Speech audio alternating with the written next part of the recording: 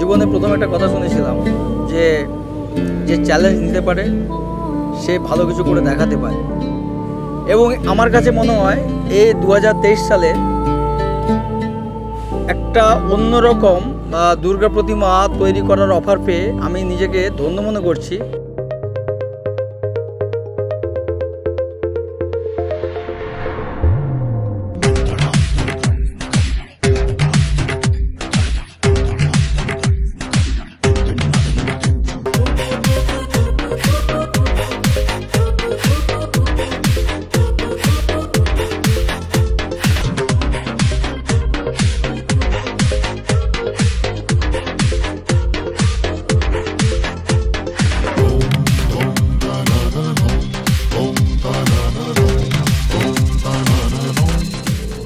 আপনারা দেখছেন যে আমার পিছনে যে কর্মকাণ্ডটা চলছে 2023-এর মাতৃ নির্মাণের কর্মকাণ্ড চলছে।